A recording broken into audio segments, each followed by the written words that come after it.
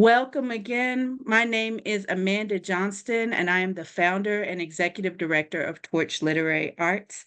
Thank you for joining us tonight for our In Conversation series with screenwriters Perez and Shia Shabazz Smith. I've got a few announcements before we get started. Torch Literary Arts is a 501c3 nonprofit organization established to publish and promote creative writing by Black women. We publish contemporary writing by experienced and emerging writers alike. Programs include the Wildfire Reading Series, creative and professional development writing workshops, the annual Torch Retreat, and special events throughout the year. Please visit torchliteraryarts.org to learn more. Subscribe to our newsletter and follow Torch on social media for announcements and upcoming events. This program is made possible with support from the City of Austin Cultural Arts Division, the Berdine Johnson Foundation, the Poetry Foundation, the National Endowment for the Arts, and individual donors like you. If you are able to support our work, please donate at torchliteraryarts.org/support. I will drop a link in the bio at the end of the conversation, along with a link to upcoming events. We hope to see you there. Please add your questions to the Q&A tab at the bottom of your screen, and we will save time for responses at the end of the conversation. And now, allow me to introduce our special guests, Perez and Shia Shabazz Smith. Television producer and screenwriter Perez is currently developing a pilot with Berlanti Productions and an independent sci-fi TV series. She was co-producer on a romantic drama series starring Joshua Jackson and Lauren Ridloff and produced by Ava DuVernay for Starz. An executive story editor on Showtime's American Rust Season 2, an executive producer on EMMY Award-winning Austin Film Festival's On Story on PBS for 11 seasons. Her feature screenplays have been optioned for production and recognized by fellowships from SFFILM and Westridge and Sundance Institute and New York Stage and Film. Shia Shabazz Smith is a screenwriter, poet, and educator who strives to ensure that her art and service represent her varied communities at large. An educated and experienced screenwriter, Shia honed her skills in wide-ranging screenwriting classes and workshops by Robert McKee, Reggie Rock Bythewood, Bonnie Orr, David Freeman, and others. Shia has written 5 TV pilot scripts, tens of shorts, and 10 feature-length screenplays and counting. Her feature scripts have earned finalist placements in Moondance and Tribeca All-Access competitions and 3-time Stage 2 advancement in Sundance Screenwriters Lab competitions. Her directorial debut film, Kids and Caffeine on a Mundi, ranked in the top 10 in Austin CineMaker's Make a Film in a Weekend contest and screened at the Austin International Super 8 Film Festival. Shia's short film, Curdled, a hilarious glimpse of what a prenatal support group of women over 40 might look like, has screened internationally at 8 film festivals. The film stars Keke Palmer, Robinne Lee, and Chenoa Maxwell. And you can also see that in Shia's feature in Torch Magazine. You can search that online at torchliteraryarts.org. Welcome, Shia and Maya. Thank you so much for joining us tonight. Thanks so much for having us, Amanda. Yeah, thank you. I am just fangirling. I love your work. It is incredible to hear your story. I'm rooting for both of you.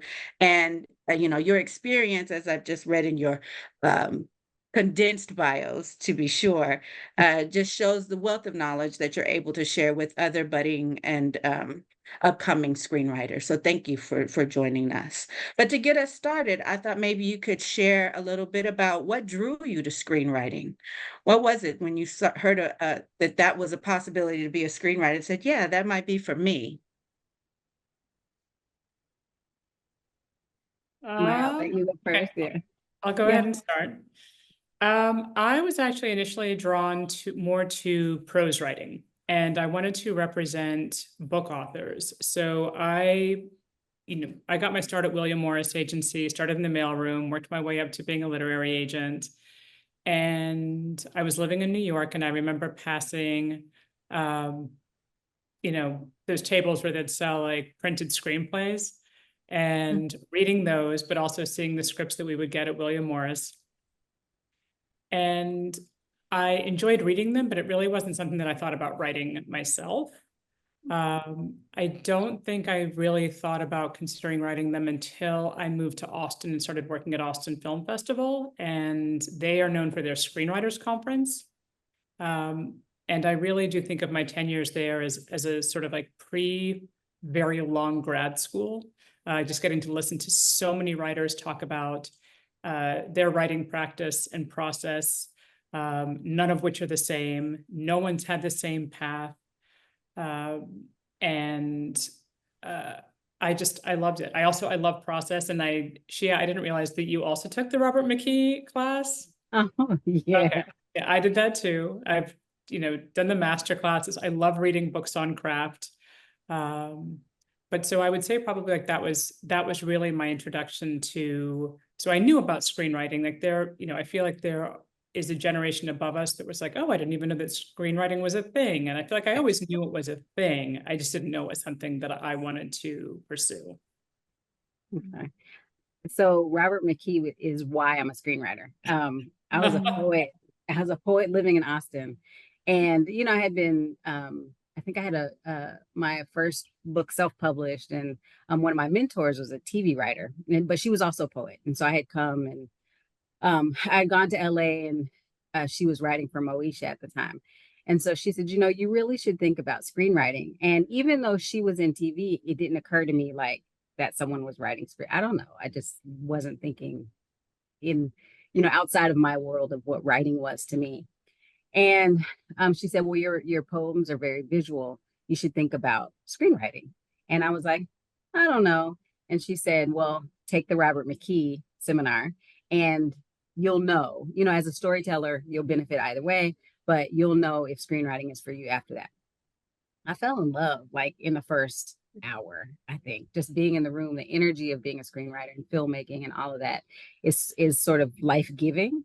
And so it was 3 days, I think it was 2 or 3 days of just him on stage pacing and giving you all the pieces. That one of the first things he said was, if you don't have enough stories for someone to steal, because people do steal, then you're in the wrong business. And I kept thinking, oh my gosh, well, we'll get into it, but as Amanda knows, that has happened. But once you find your way of your craft, like your way into craft, and for me, screenwriting was it. It hasn't left me alone. So I haven't been able, I've like wanted to leave, at some points it felt like this unrequited love I had to, make films. And I felt like I kept getting doing contests and stuff like that. But for a long time, I wasn't sure I was a screenwriter. I was writing scripts, but I wasn't sure I was a screenwriter. But I loved reading them. I loved everything about film. And so Robert McKee was my way in, and I'm an avid student of everything. So I was reading lots of craft books, same. And I was living in Austin at the time. So I was an emerging screenwriter or interested in screenwriting while I was in Austin. And it's a great place to hone your skills, because there isn't the sort of competition that exists in other places. It is very nurturing. So that was my beginning. Just I love that. Thinking about poetry and screenwriting. And because when I finally officially did go to graduate school at Michener Center, and they have like 4 disciplines: poetry, playwriting, fiction, and screenwriting. And I hadn't been aware until that point of how similar the two are. And both really do see the page as incredibly valuable real estate, very sparse in language, very visual and very sensorial, and both really sort of want a lot of white on the page. And so I thought that was just really interesting. So it's cool to hear that was your path. Yeah. Michener was not my path. I did apply, and so I was heartbroken. And so I found my way to but from being a poet to screenwriting. Yeah. Because craft, like being able, the economy of words and space, and, trying to figure out how to make story happen within a short amount of time, and how to emote and how to create visuals in a way that is within the structure that other people are going to understand. All of that was fascinating to me, and it continues to fascinate. I love that. So I'm definitely hearing poets become screenwriters. Try your hand at screenwriting, and huge endorsements of the Robert McKee seminars. And I do have his book on story. I have a Yes. story. So if you can't attend the seminar, do get Robert McKee's story. Excellent craft book. So with that, I'm gonna take us to our next question. So do you remember your first screenplay? Like your first screenplay? Can you share, like, what did that feel like writing your first screenplay? And then follow up to that, your first produced script. So to get that yes and see your words come alive off of that script. So I really remember my first screenplay because I did it in class. I came back from Robert McKee and enrolled in Austin Community College, which has great classes also. Like, don't sleep on Austin Community College, ACC. But I enrolled with Bonnie Orr with Tosca Shaddix in Screenwriting 101. And the second semester was Bonnie Orr. But I wrote Awakening April. I was going through divorce at the time, and it was all about that.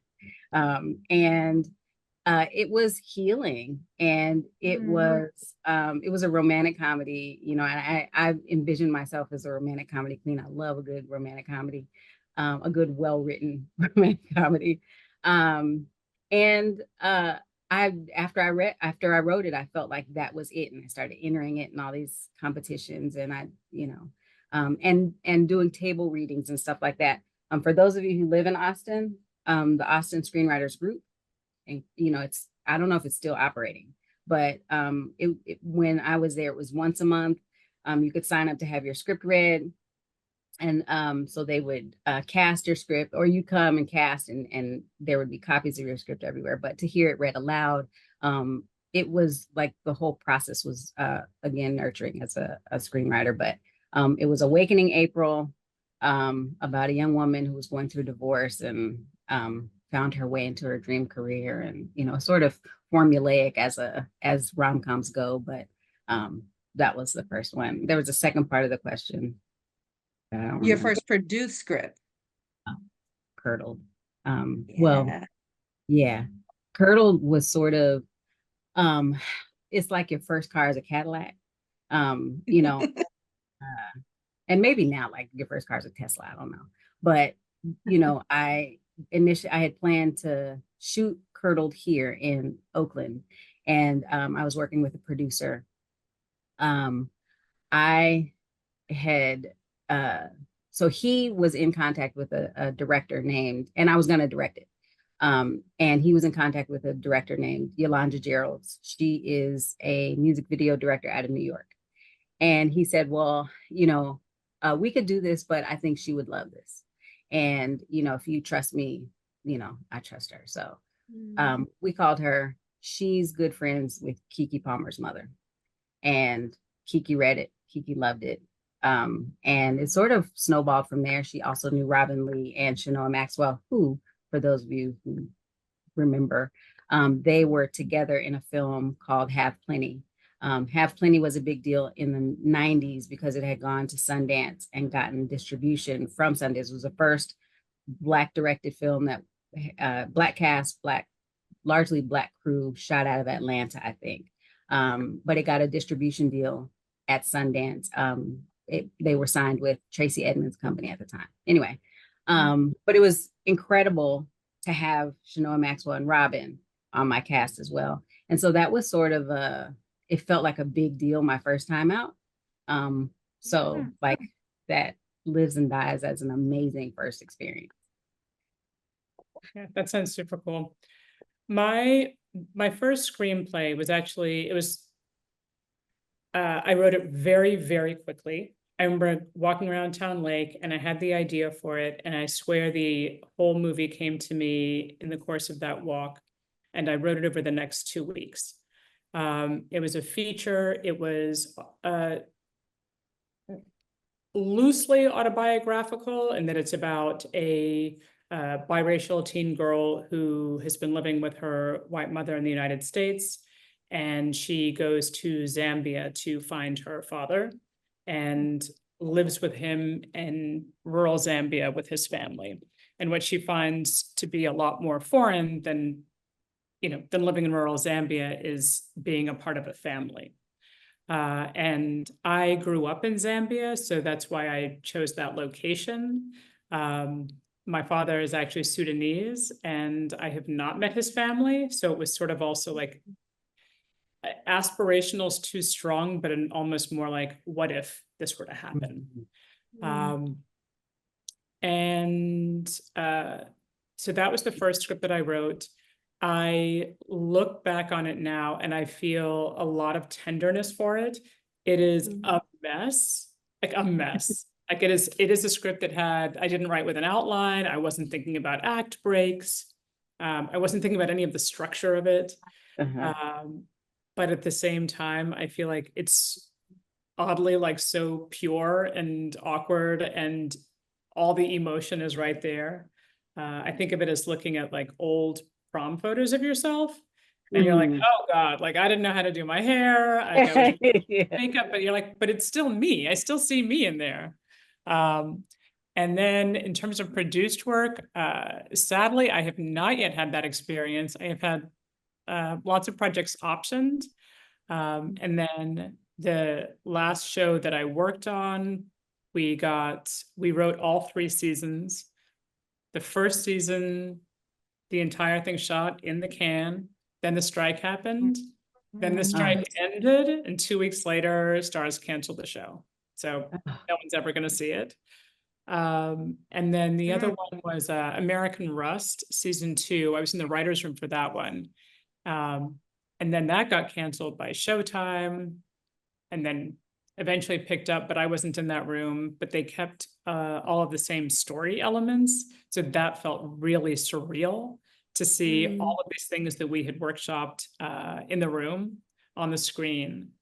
But that's so far the closest I've come. Hopefully these next 2 or 3 pilots that I've got in development, I'll get to see one of them come to life.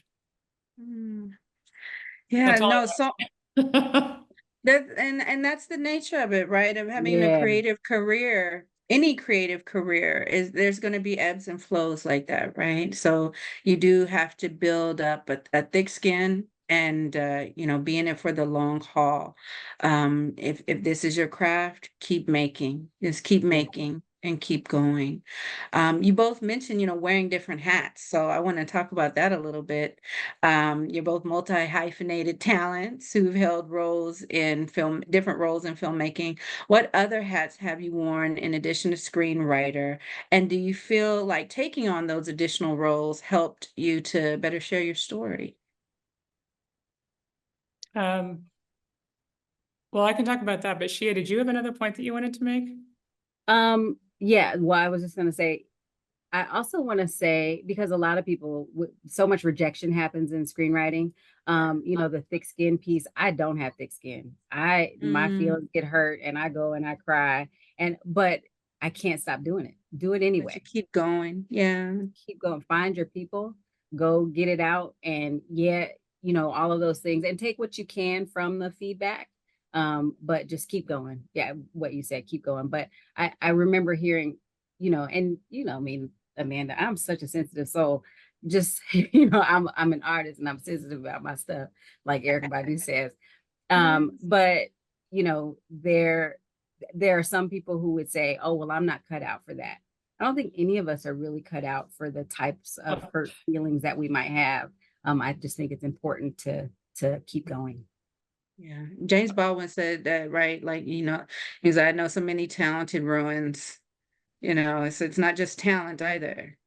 You have to keep going. You have to keep making and doing the work. Yeah. But you mentioned, I don't know about either of you, but like I feel like I feel like I've quit being a writer so many times. Oh, all the time. And Yeah. All the and then time. you have an idea, or then you take a walk and you're like, oh, actually, I think I do have a fix for Yes. that. Like, Yeah. but this is like a new idea I want to do. So, Yeah. Yep. Mhm. Yeah. so in terms of other hats, I also teach. I'm a professor at UT, and I'm screenwriting area head, and I teach horror, sci-fi writing, features, the business of screenwriting. I love it. I love meeting new students every year, who are coming from, anywhere from Pflugerville to Ghana, and just learning about the communities and life experiences that they're bringing. Especially teaching horror sci-fi, getting to hear what their fears are. And I like staying in touch with what younger, and not necessarily younger, but sometimes newer writers are thinking about, and how they're approaching their craft, but also their career. I've definitely found in past years, so many more were interested in, like, how do I find representation? How do I get staffed in a writer's room? How do I sell? And in the past year, it's been interesting to see more students interested in a healthy work-life balance and in creating their own career. And they're not necessarily interested in moving to Los Angeles or in, the grind of working at an agency or a studio for years. And that was, when I was coming up, that was, to me, I felt like that's the only way I can make it, is grind. And so I don't know, I'm really impressed. And I wish, I'm like, oh, I wish I'd had that perspective when I was younger. Yeah.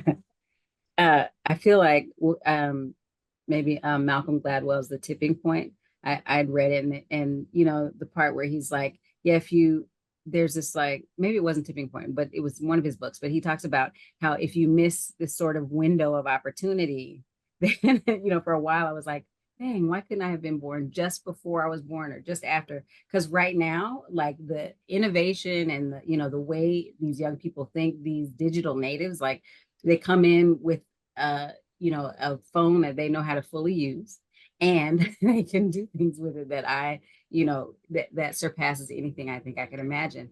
So I love the creativity, and I love what they're doing.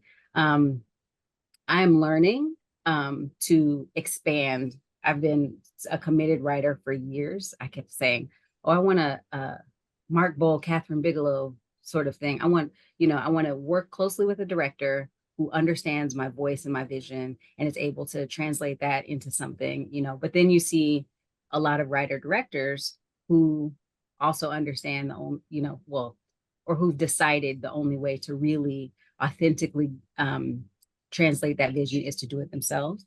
And so I've recently started directing. It is a lot. But it's a natural, I feel like it's a natural progression transition from writing, because I see everything I'm, writing down anyway. And I'll be directing my first short, Dawn. Thank you. We're working on the principal photography dates.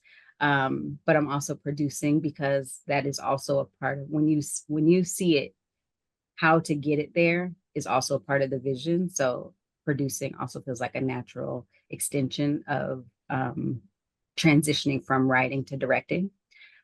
And I did learn through Curdled how much control, for lack of a better word, I had as a writer, and how much I didn't have, and how to respect. It's such a collaborative process, right?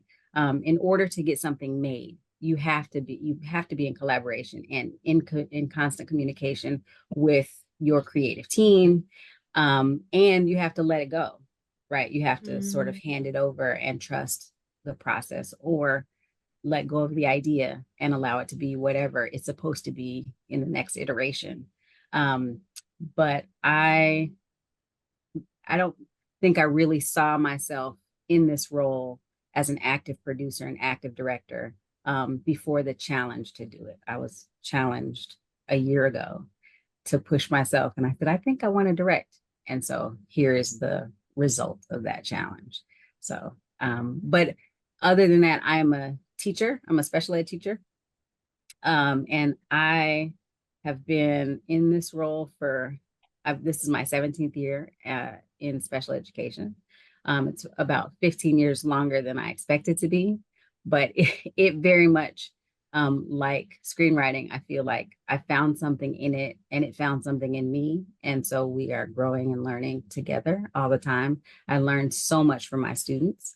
And, speaking of, you give a young person a challenge and ask them to meet the challenge and or exceed the challenge in some way, and then watch them have to process that and do it. You learn a lot just in walking with them in that journey. So I'm really grateful to have found a love for that in the same way. It's my balance. I feel like it's, but I find as much life in that as I do in writing. Well, I love that. Sorry, I'm going to be really curious to hear what your directing experience is like. I have been trying to talk myself into it. My reps have been trying to talk me into it for years, and I feel like I should. But when I actually imagine like being on set and doing it, I'm already so unhappy. Like that's like the last thing I want to do. I don't want to work with actors. I don't want to be on the set.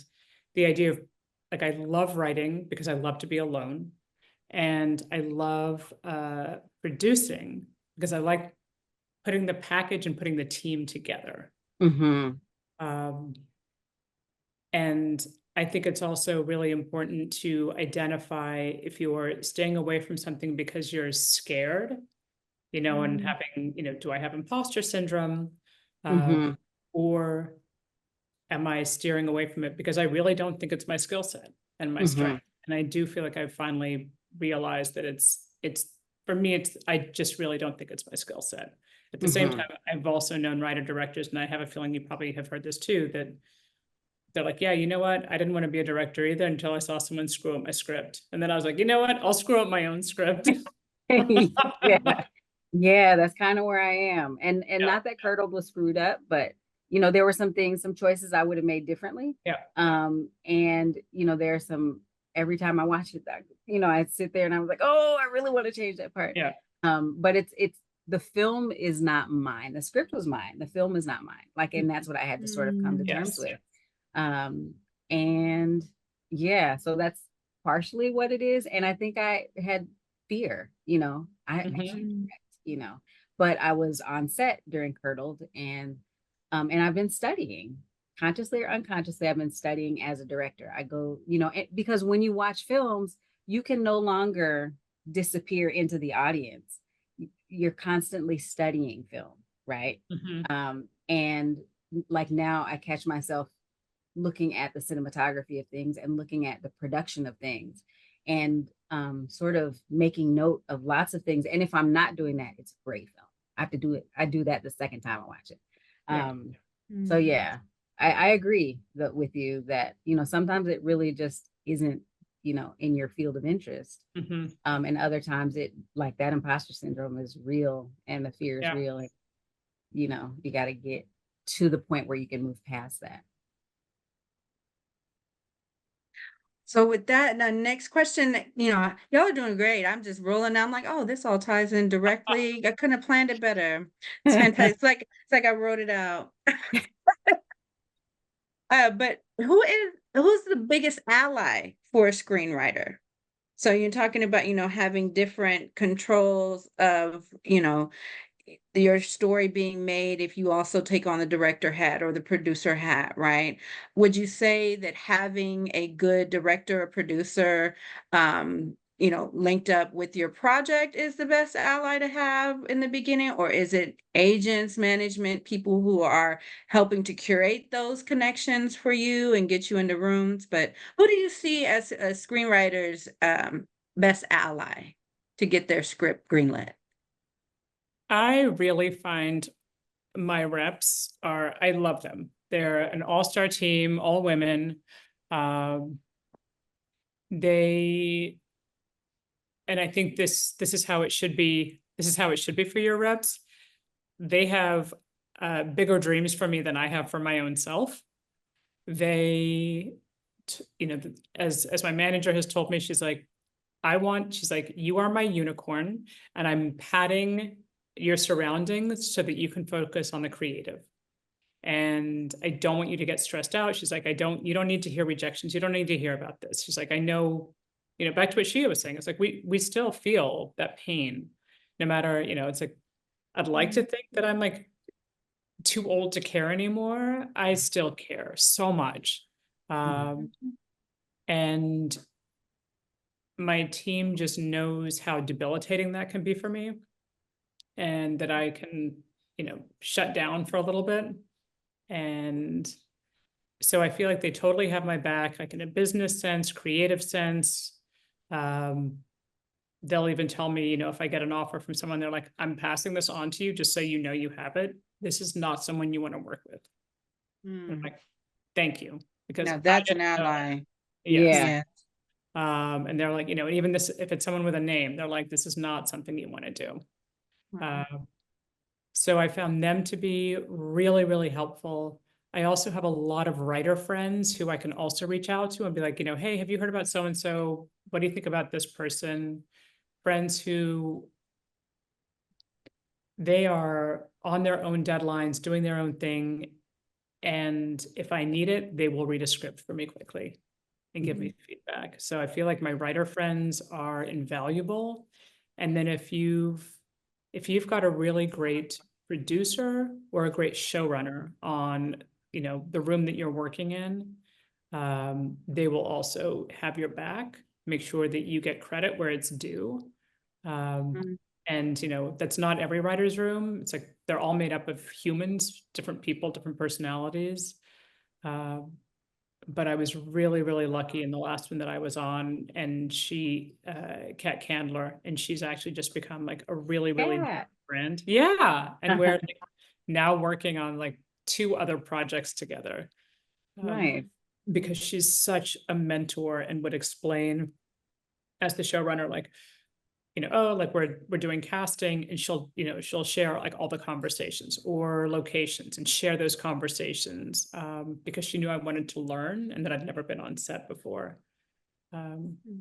So yeah, I mean, you can find your allies anywhere, and sometimes I think in the most surprising places. And then it's just an important reminder that it's like, you don't ever know when you're being someone else's mentor or ally. So sort of, take that responsibility, like seriously. Yeah, so I knew Kat years ago. She probably, I don't know if she remembers me or whatever, but it was very early in her career, and I want to say it was before Jumping Off of Bridges, which was like a film that like really way back. Well for her. Yeah. But yeah, so for people who showrunners are basically like producers for TV, like the top producer for TV shows, and then producers for independent films or for feature films and stuff like that. But for films, scripted and unscripted, they are the ones who like make sure they're what their title is. They produce the thing. They make sure all the things are in place so that the show gets made. Producers can be like, on Curdled, we had a producer, Courtney Carreras. She does a lot of unscripted stuff, but she was amazing. She had connections, and if we said we needed it, she could magically make it happen. And she was very efficient. And, but I mean, I didn't have like a relationship with her in terms of like, we weren't like friends then. But she was there in service of the script, right? And so everybody has to be committed to serving the project. For me personally, this is where our shout out to Layla Nichols happens. Layla is our mutual, we have this mutual BFF, screenwriter, prop stylist person, but Layla is probably the first person, one of the first people in Oakland who I met. Our kids played soccer together and they were little. Now they're in high school. But she would go, "Oh, what are you doing?" And I was like, I'm doing the 24-hour midnight screenwriting competition or whatever. And she was like, "Oh, I'm a screenwriter." And so that's kind of how we met. And she, I got in, I think the first time I was in one of those, I'm not a screenwriter, spaces, and I might have been weeping. And, she was like, "Oh, no. We're, let's go have brunch."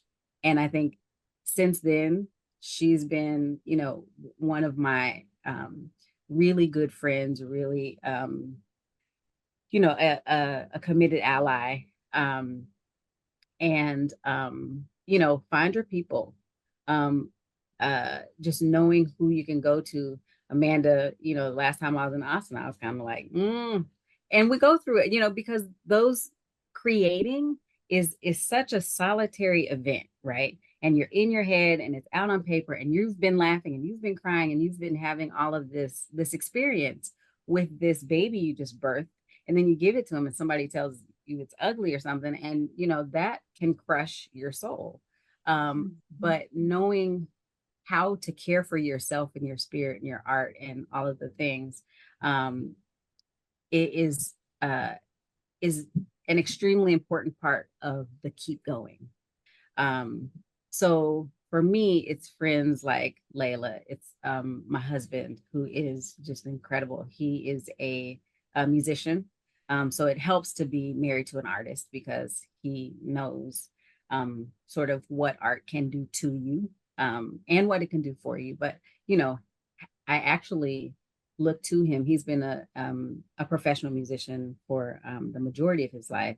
So I watch his example, how he sort of enters and exits spaces of creativity and nurtures himself and his art. But I'm grateful my children, pouring into them, and and I have 2 adult children, even though I'm young. No, I'm just kidding. No, I'm not. Yes, you are. I have a youthful spirit, but I have incredible children who really pour right back into me. They're adults now, and they're killing the game of life, and they don't need it from me anymore, so they're able to give it back to me, and that's really a blessing. So I don't have reps. I am still, very much self-managing my career, and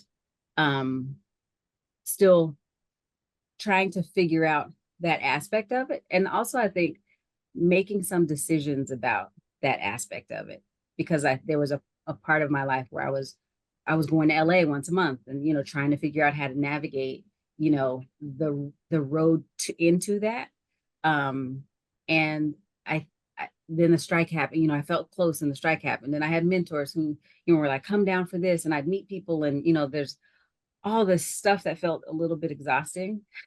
But I found a groove of screenwriting from Oakland, and working for it right now. I just wrote in the first season of animation for Kingmakers of Oakland, which is a nonprofit Black men's mentoring organization. And that's fantastic. I've done it from here, right? I've created a relationship, cultivated a relationship. And also, I think the sort of streaming has helped, right? Because, and when the shelter in place, like Hollywood was sheltering in place and they were doing table reads virtually. And, so this idea that you had to be in LA or you had to be in anywhere was sort of picked apart, and we realized that we could do it from anywhere. So yeah, I am not represented. Not that I don't want to be necessarily. I'm really open now because I've seen a way into what I feel like is success for myself that works for who I am right now. And who knows, but right now as a director, which feels, I'm trying to say it more as a writer director, I'm really just focused on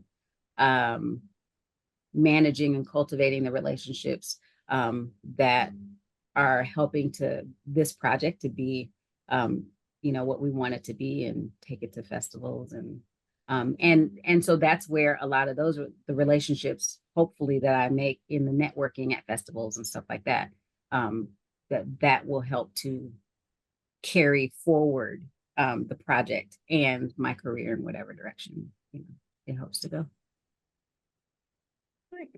Well, my next question then, talking about, looking towards the future and seeing some successes, right? I think we all get that external, very surface view that is not a deep dive into Hollywood when we see successful, notable figures like Issa Rae and Quinta Brunson and Ava DuVernay, right? But from your vantage point, do you feel like there are real tangible gains that have been made for Black women in Hollywood? Or is there, still, which we do know so much to do, but, is there hope? Can we see some advancements happening with more people being in these major decision-making rooms, more Black women in these rooms? I think there have definitely been advancements, and I see it in terms of like hearing about projects that have sold, hearing about people who've been staffed on things. When, having sold my pilot, and right now we're looking, before we go out to streamers, we're looking at showrunners to bring on board to, to co-show run with me. And I was like, foremost, what I would like is as a co-showrunner who has a lot of experience and can just help us keep this like train on the tracks. And they have a lot of production experience, ideally. And I want it to be a really great partnership. I would really like to start with Black women,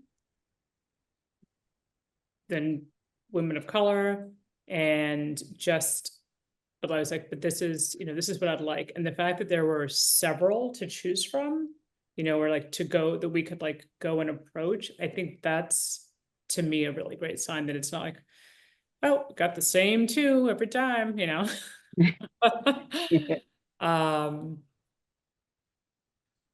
At the same time, right now, it's really hard. I think there is a little bit of a change on the horizon, but I think right now it's really hard to sell anything.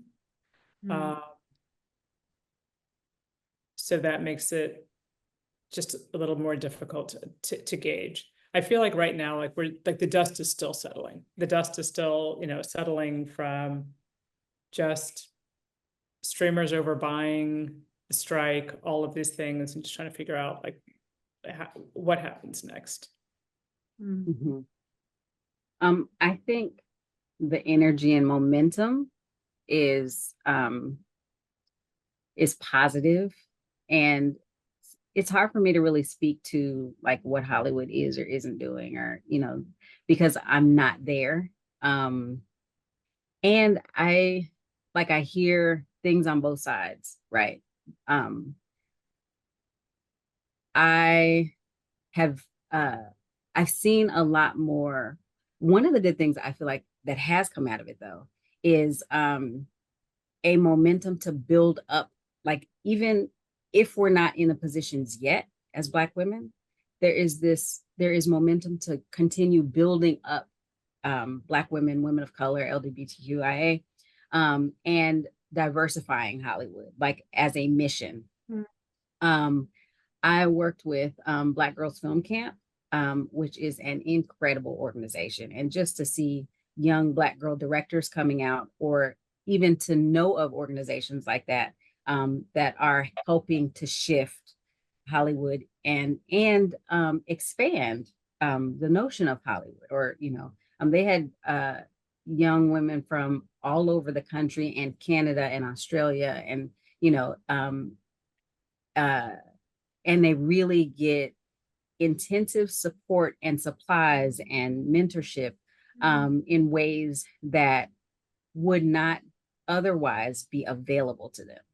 I think that's the thing. Like, we sort of, there's this belief that we have access, but what access sort of looks like there are lots of ways to access, and I don't think we have access to everything. But we are gaining access. And then there are a lot of people who are really also still trying to hold on to what they have, right? I have there for a long time, I kept thinking, why am I not there yet? I've shown people and I've done this and I've done that, but it's a constant hustle, for lack of a better word. If you're in, you got to stay in. If you're trying to get in, you got to, and so I feel like you're constantly trying to navigate waters that sometimes are changing and are inconsistent and unpredictable, and I have massive respect for people. I get it now, especially as someone who, I've sort of created my own way of success, what success feels like for me. And, I understand the direction I want to go in, and I can make certain decisions about what I want to do and how I want to do it, and whether or not I want to take certain paths. And when people are like, oh, well, how do I do it? Right. It could be a myriad of ways. And I don't think I fully understood that until I, got to this point, to say that I have hurdled, that has been, and I never would have guessed, Keke Palmer is Yolanda Gerald, my director's, her mom's best friend, or whatever it was. In 1,000 years, never would have thought that that's how, that connection would have been made. But there are 100 other ways it could have been done as well. And if I hadn't gotten Keke, maybe it still would have had a similar success, or would have, become a different thing. I don't know. But I would say the thing is just to try. If the only way you don't succeed is if you don't try. So I've got two last questions here. We'll see if we have time for both of them. But to give some folks some resources and materials, what are your must-haves creatively and professionally as a screenwriter? I feel like you have to watch a lot of movies and a lot of television, and you have to write. And I think rewriting and revising is important. But even more important when you're starting out is just write the next thing, because every time it's too easy to just sort of tweak a document over and over, for weeks, years. But every time you write a new script, you will be a better writer. And it just always stuns me when I meet someone who's like, oh, I want to write a novel. I've had this idea for a long time, and I'm like, oh, well, what are some of the comps? And what are you reading? And they're like, well, I don't really read a lot of novels. I'm like, I don't understand this. Or I want to write a horror movie, but I don't watch horror movies. Or I want to write a TV show that's like this. It's one, don't you want to know if it's already been done before? But two, it's if nothing else, through osmosis, you will learn the structure of this and how this should work and what are the rules of this. So I don't even necessarily ascribe to that you need to go to school for this. I don't think you need to. I think school is great for giving you a cohort of people who will read your work and give you feedback. I think school is great for giving you deadlines and accountability. There are a lot of, she and I have both said, that, we like Robert McKee and like craft talks, and I love going to all of them, like in this, and that includes architects talking about like how they do what they do. I really love process. Chefs, same thing, gardeners. And I find it all inspirational, and it all gives me ideas. But I really think that the only thing that you need is to watch and to write. Yeah. Everything you said. Yeah, and I have been, I think there are a lot of things that go unnoticed and unacknowledged by the industry. But I do watch award shows, and I make it my business to see what's being nominated, and I assess why I think it was nominated. And I try to read the scripts of the things that were nominated, especially in the adapted screenplay and original screenplay categories. The tricky thing about getting screenplays, that you can get a lot of them online now, but very often you're getting shooting scripts, so you don't know if that's the script that was sold. If you read Groundhog Day and then you try to compare it to the film you see, it's not the same thing, but you know what was sold, right? So the original idea. Read lots of scripts, learn the format, and yeah, read, watch everything, be a voracious reader and a voracious watcher. Yep. And listener, life listener, like listen to people's conversations, watch life as it is occurring, be present as much as possible. Just to and follow if you don't, up, go ahead. Oh, sorry, to the scripts that you read. That's why, you can read like the blacklist scripts that get announced every year. You can read those online. Volunteer and be a reader for festivals, for screenplay competitions. One, you can just earn a badge, but two, you get to see, yes, a lot of not there yet scripts, but also some really great ones. They're just not produced yet, and they haven't been through the development process with a lot of notes. But that's just to Shia's point about a lot of the scripts that you find online are going to be very different from a script that was submitted, that got sold. So, and if you read Tarantino scripts, be aware that he produces and directs everything he writes. So like his format, like you have to like understand, like don't try to emulate necessarily, understand what the structure is before you try to break the rules of the structure, like any writing. It is very different. Same thing for like reading like a Jordan Peele script. It's like he's planning to direct it. He's not writing this to try and get to try and convey directing on the page to a director. Right. Thank you so much. I don't see any questions in the Q&A. I'm taking that as a sign that you've been answering all of their questions in this wonderful conversation. So I will ask one last question. It's just you gave us some wonderful advice and recommendations then, but if there was any last parting words for up-and-coming screenwriters, what advice or encouragement would you give them? I would say if you are thinking about, say you've got a bunch of different ideas for screenplays that you want to write, and you're not quite sure where to start. One, for sure, I would read a bunch of screenplays to learn.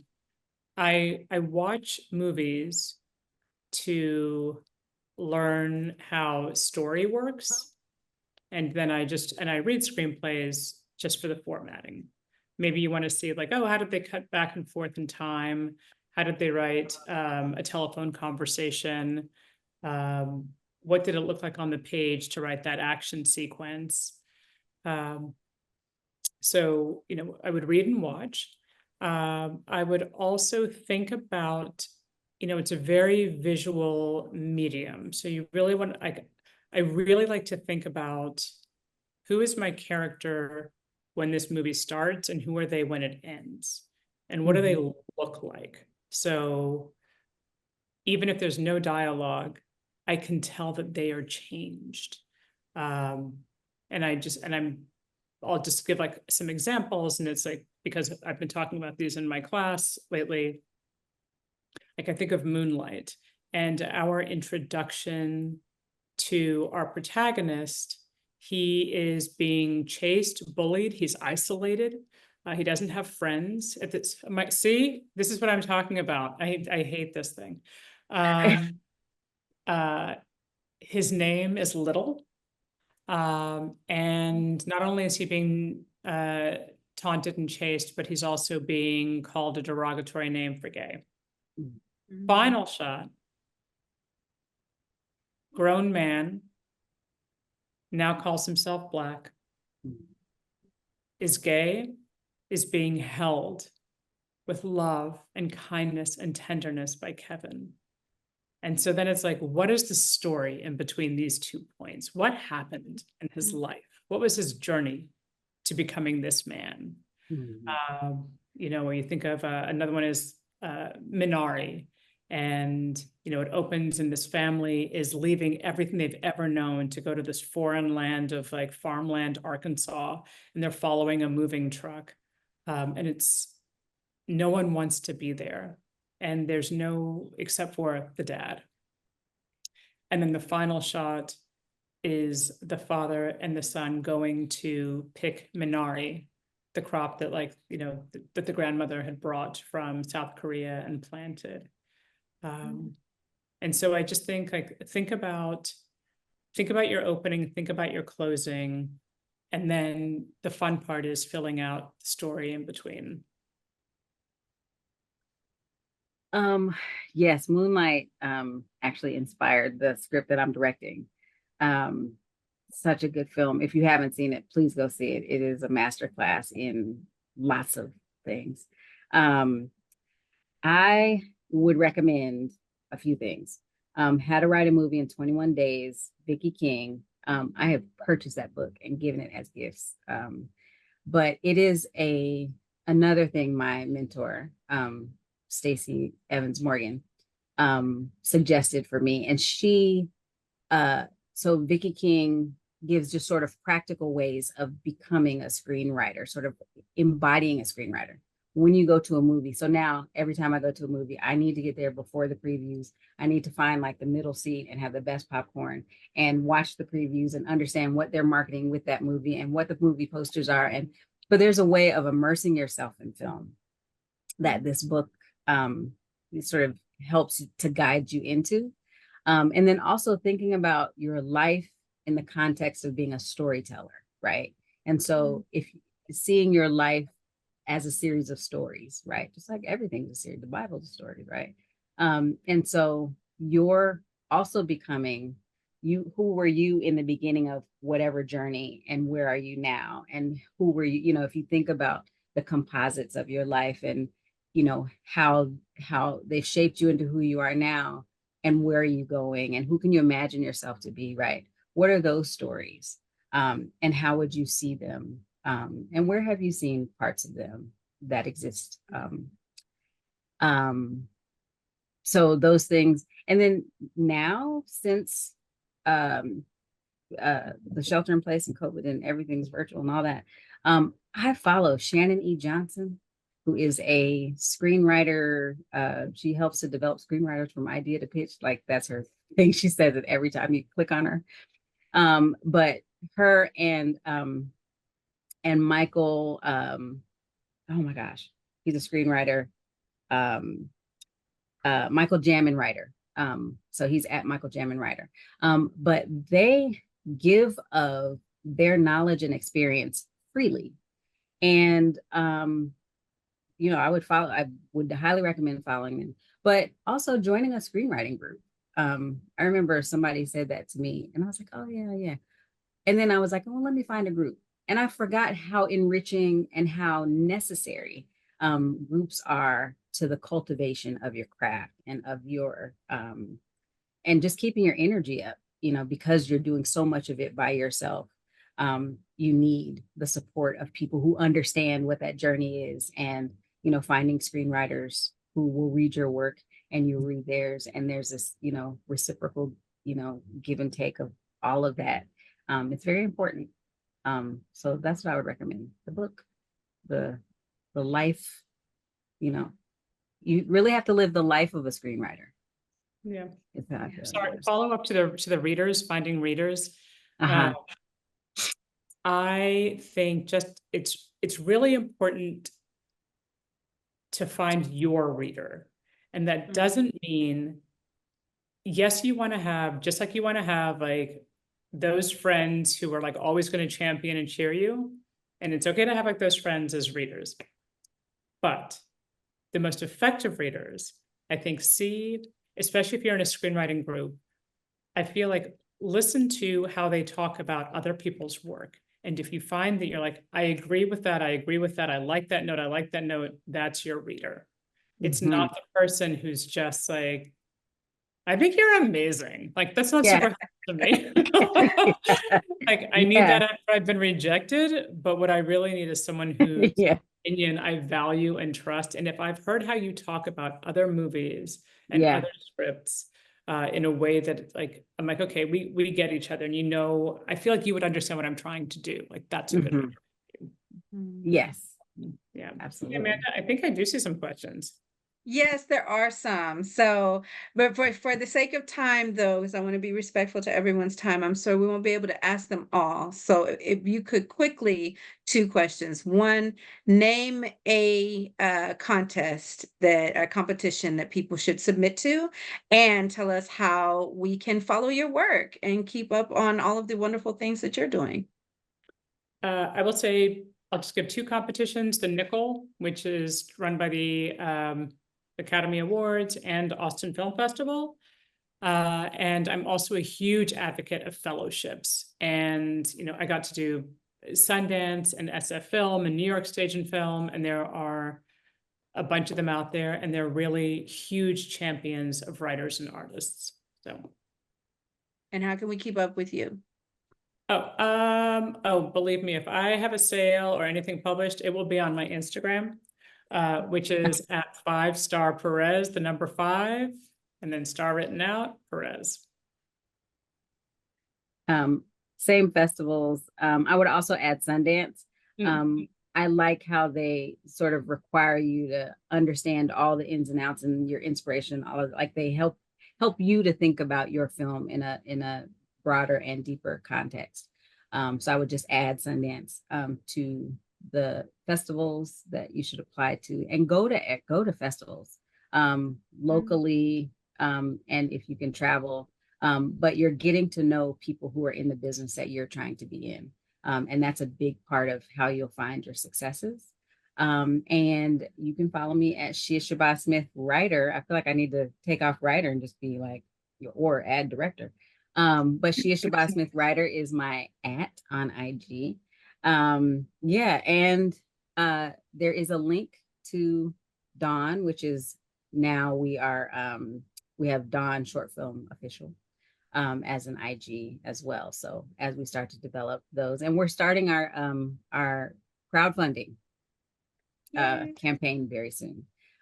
So I have a birthday coming up, and we'll probably kick off our crowdfunding campaign then. Wonderful. Thank you so much, Maya and Shia. This was so inspiring. Thank you for sharing your stories and your advice and insights.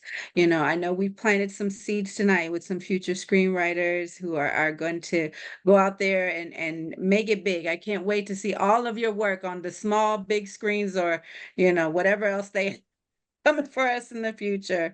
I did drop in the chat how you can stay up to date with Torch. Follow us on Torch, literaryarts.org/events for all of our incredible upcoming events. And again, if you are able to support as a nonprofit, every single donation helps us be able to do this incredible work and make programs and conversations like tonight possible. So please make a donation in any amount at torchliteraryarts.org/support.